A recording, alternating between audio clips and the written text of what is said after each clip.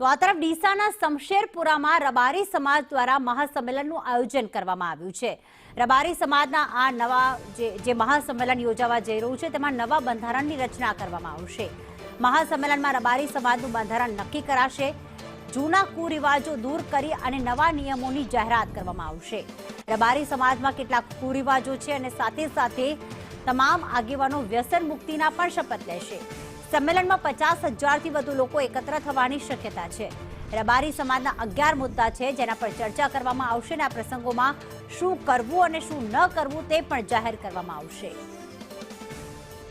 ધવલ અમારી સાથે જોડાઈ ગયા છે। ધવલ, રબારી સમાજનું જે એક મહાસંમેલન યોજાવા જઈ રહ્યું છે એની પાછળનો મુખ્ય હેતુ શું છે અને શું માત્ર બનાસકાંઠાના જ રબારી સમાજના લોકો જોડાશે કે તમામ ગુજરાતના લોકો અહીંયા આવ્યા છે?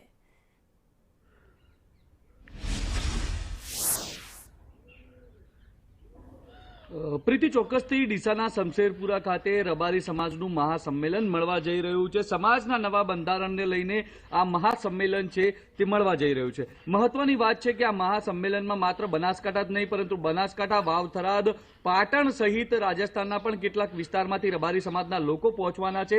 50,000થી વધુ લોકો આ મહાસંમેલનમાં પહોંચે તેવી શક્યતાઓ અત્યારે સેવાઈ રહી છે। અત્યારે આપણી સાથે રબારી સમાજના ભામાશા અને ધાનેરાના ધારાસભ્ય માવજીભાઈ દેસાઈ છે, તેમની સાથે સીધી વાત કરીશું। શું કહો છો સાહેબ, કયા પ્રકારનું બંધારણ હશે, કેમ બંધારણ બનાવવું પડ્યું? રબારી સમાજ માટે આજે સમગ્ર ઉત્તર ગુજરાત રબારી સમાજ માટે સોનાનો સૂરજ ઉગ્યો છે, જે અમે ખૂબ સમયથી બધા આગેવાનો સાથે મળીને ખૂબ ચિંતા વ્યક્ત કરતા હતા કે રબારી સમાજ શિક્ષણ ક્ષેત્રે આગળ વધે, આર્થિક રીતે સુખીને સંપન્ન થાય અને એના માટે કોઈ અડચણરૂપ હતી તો એ જૂના વર્ષો પુરાના રૂઢિચુસ્ત રિવાજો હતા। એના કારણે સમયની પણ બચત નથી થતી અને નાણાંનો પણ ખૂબ દુર્વ્યય થતો હતો અને વ્યસન મુક્ત સમાજ નહોતો થતો। એ માટે કરીને અમે ભેગા મળી અને આજે સમગ્ર ઉત્તર ગુજરાત રબારી સમાજ અને વિથ રાજસ્થાન સાથે આજે પહેલી વાર આ ઐતિહાસિક સંમેલન થવા જઈ રહ્યું છે અને આ સંમેલનના કારણે રબારી સમાજ એક નવી ક્રાંતિની દિશા તરફ નવા શિક્ષણ ક્ષેત્રે આગળ વધવા માટે ખૂબ મોટી પ્રગતિ રબારી સમાજ કરવા। સાહેબ, મુખ્ય મુદ્દાઓ શું હશે? આ બંધારણ જે નવું બનવા જઈ રહ્યું છે, બંધારણમાં 11 જેટલા મુદ્દા આપે કહ્યું, મુખ્ય મુદ્દા શું હશે? બંધારણની અંદર ઘણા બધા મુદ્દાઓ અમે આવરી લીધા છે કે આજના સાંપ્રત સમયની જે વર્તમાન સમયની પરિસ્થિતિ છે એ સમયની સાથે ચાલવા માટે એ સમયની જે માંગ છે એ પ્રકારના અમારા દીકરા અને દીકરીઓ આજના સમયની અંદર ચાલી શકે, ખોટા ખર્ચાઓથી બચત થાય અને સંસ્કારવાળું શિક્ષણ એમને પ્રાપ્ત થાય એ પ્રકારના અને જે વ્યસન મુક્તિનો કાર્યક્રમ છે એ ખૂબ મોટા પ્રમાણે લીધો છે। જે અમારા રબારી સમાજમાં સોના અને ચાંદી માટે ખૂબ ખર્ચાઓ થતા હતા એની અંદર પણ સમાજના રિવાજોની અંદર અમે કાપ મૂક્યો છે।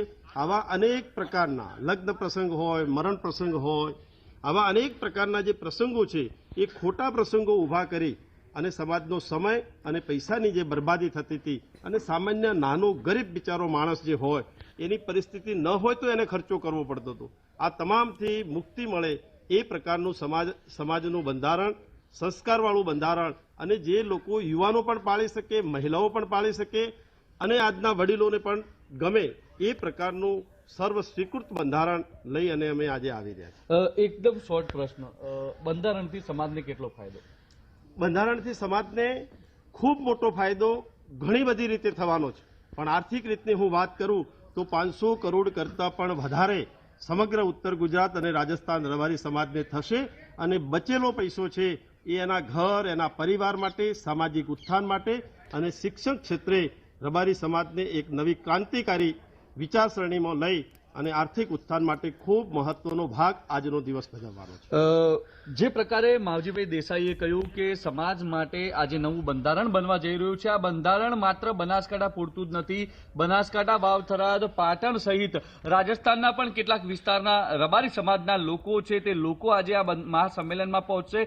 મહાસંમેલનમાં નવા બનેલા બંધારણની ઘોષણા કરવામાં આવશે, નવું બંધારણ અમલીકરણ કરવામાં આવશે। મહત્વની વાત છે કે આ બંધારણથી સમાજને આર્થિક સાથે સાથે સમાજ શિક્ષણ ક્ષેત્રે આગળ વધે તેવા પ્રયાસો છે તે કરવામાં આવનાર છે। ત્યારે કહી શકાય કે જે પ્રકારે મહાસંમેલન મળવા જઈ રહ્યું છે, અગાઉ ઠાકોર સમાજનું મળ્યું, તે બાદ રાજપૂત સમાજનું અને હવે આજે બનાસકાંઠામાં રબારી સમાજનું મહાસંમેલન છે તે મળવા જઈ રહ્યું છે। બિલકુલ ધવલ, વધુ અપડેટ માટે આપના સંપર્કમાં રહીશું। હાલ માહિતી બદલ આભાર।